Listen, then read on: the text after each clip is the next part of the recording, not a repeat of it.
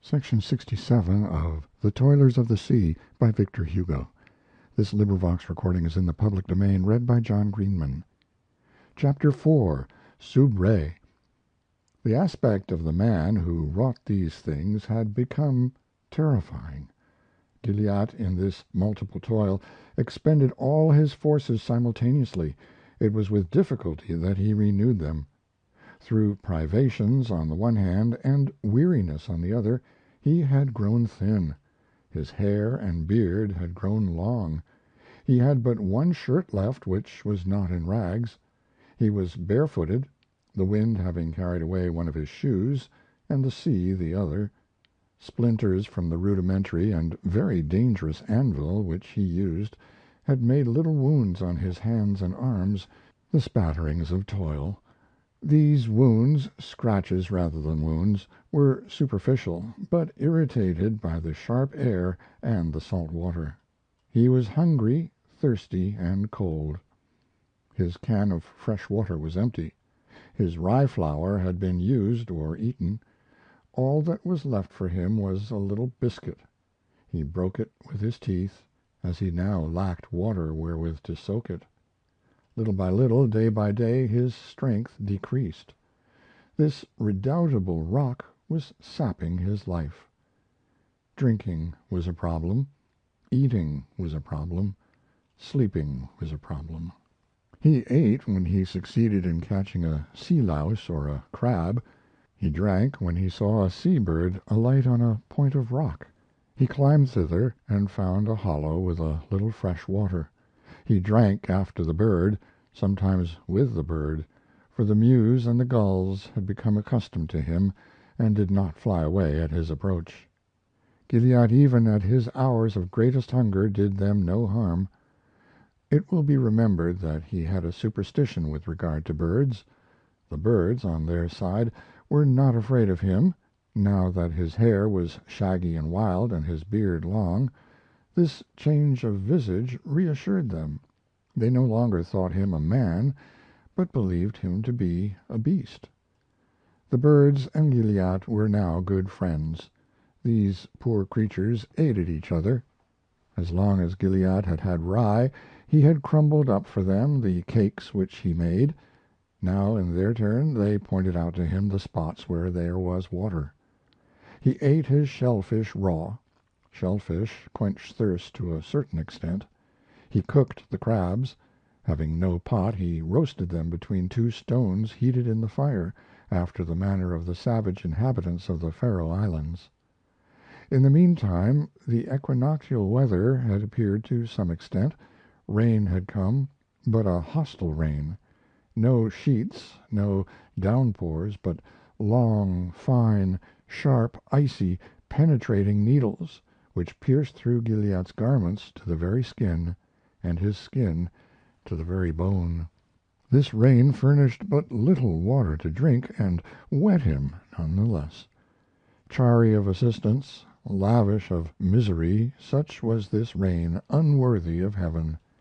Gilliatt had it upon him for more than a week, day and night.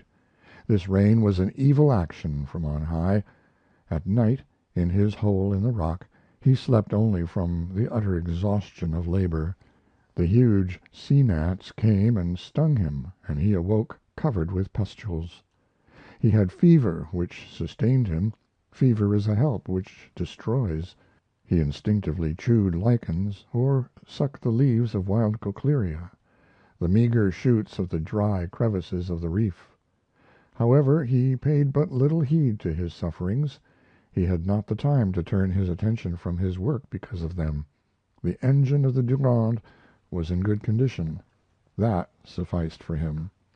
Every moment, as the necessities of his work required, he threw himself into the water, then came out again. He entered the water and emerged from it as a man passes from one chamber in his dwelling to another. His garments were never dry. They were soaked with the incessant rain and with sea water, which never dries. Gilliatt lived in a constant state of moisture. To live in wet clothing is a habit which can be acquired. Poor groups of Irish, old men, mothers, young girls almost naked, Children, who pass the winter in the open air, beneath the pouring rain and the snow, huddled close together in the corners of houses in the streets of London, live and die in this condition. To be soaked without, and to be thirsty, Gilliatt endured that strange torture. At times he sucked the sleeves of his pea jacket. The fire which he made scarcely warmed him. Fire in the open air is only half a comfort. It burns on one side and freezes on the other. Gilliatt was in a perspiration, and yet shivering. Everything around Gilliatt offered resistance in a sort of horrible silence. He was conscious of this enmity. Things have a gloomy non possumus. Their inertia is a lugubrious warning. An immense ill will surrounded Gilliatt. There were burns and shiverings. The fire bit him, the water chilled him, thirst gave him fever, the wind rent his clothes, hunger ruined his stomach. He suffered the weight of an exhausting combination of circumstances. The obstacle, silent, vast, with the apparent irresponsibility of fate, but full of indescribable and savage unanimity, converged from all points upon Gilliatt. Gilliatt felt it bearing down inexorably upon him. There was no means of escape. It was almost like a living prison. Gilliatt was conscious of a somber rejection, and of a hatred exerting an effort to subdue him. It depended only upon himself to flee, but since he remained, he had to deal with this impenetrable hostility. Not being able to put him outside, it put him under. It? The unknown. It clasped him close. It compressed him.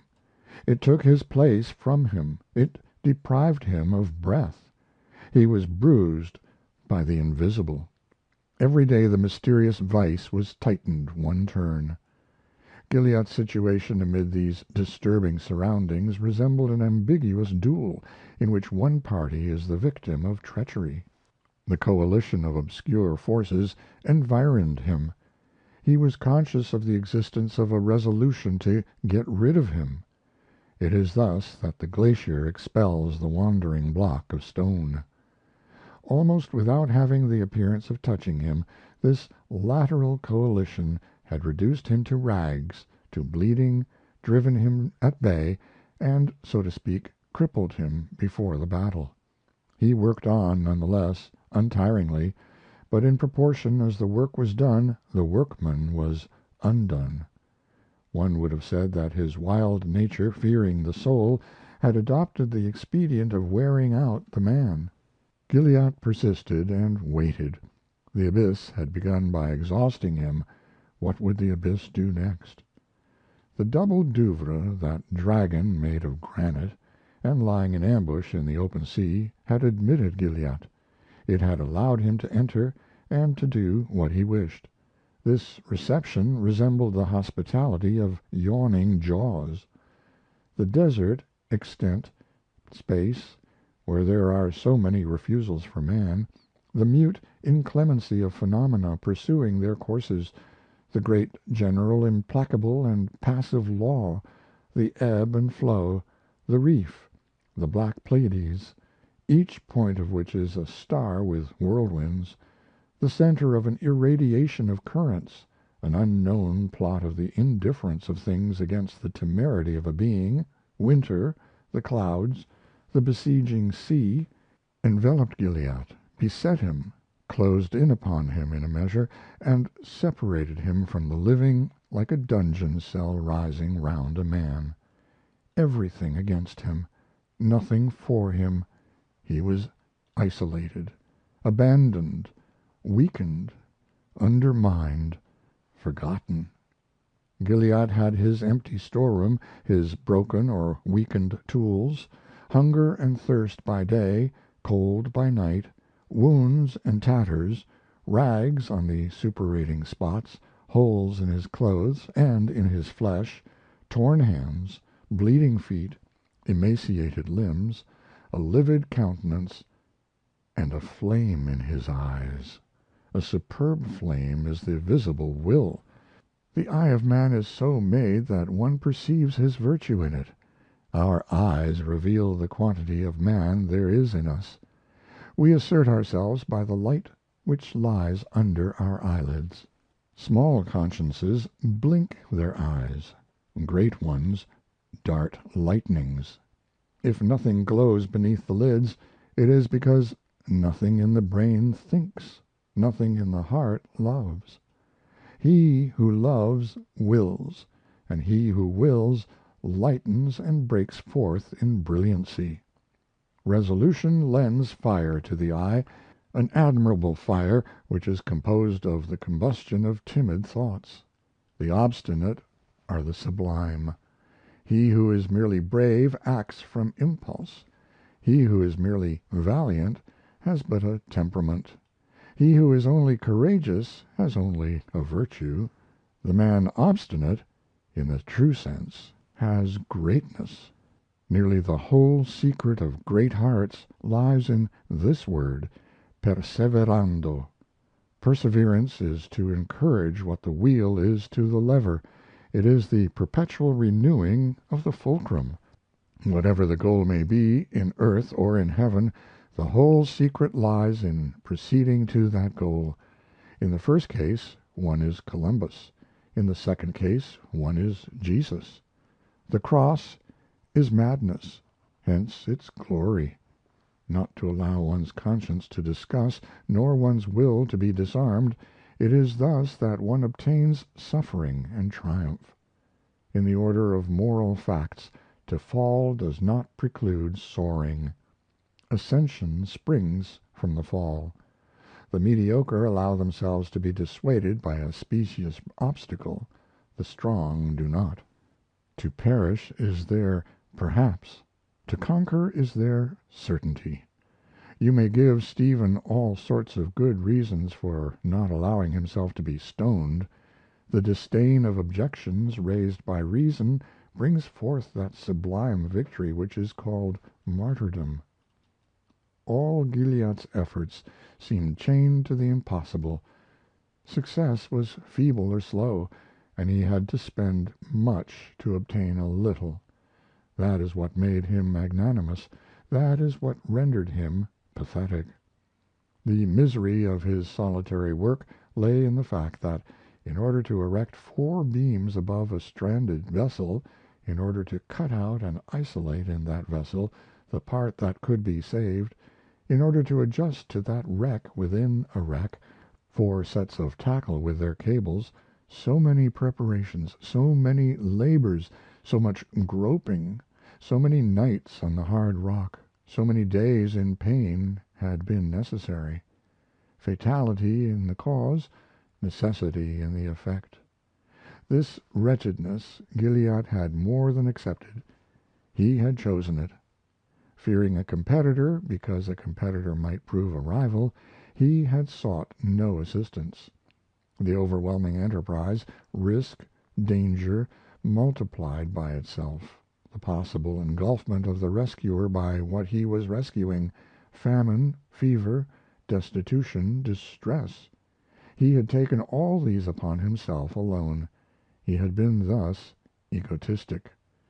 He was beneath a sort of frightful pneumatic chamber. His vitality was leaving him little by little. He hardly perceived it. Exhaustion of strength does not exhaust the will. Faith is only a secondary power to will is the first. The proverbial mountains which faith moves are nothing beside that which the will accomplishes.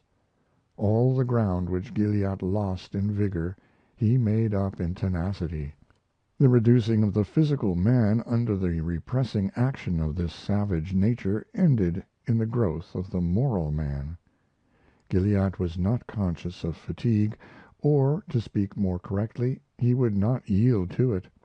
The refusal of the soul to succumb to the weaknesses of the body is an immense force. Gilliatt saw the steps by which his work progressed, and saw nothing else. He was wretched without knowing it. His goal, which he had almost attained, affected him with hallucinations. He endured all these sufferings without any other thought occurring to him than this: forward. His work had mounted to his brain. Will intoxicates. One can become intoxicated with one's own soul. This intoxication is called heroism. Gilliatt was a sort of Job of the ocean, but a Job struggling, a Job combating and facing his scourges, a conquering Job, and, if such words are not too grand for a poor sailor fisherman of crabs and lobsters, a Promethean Job. End of chapter 4, sub re.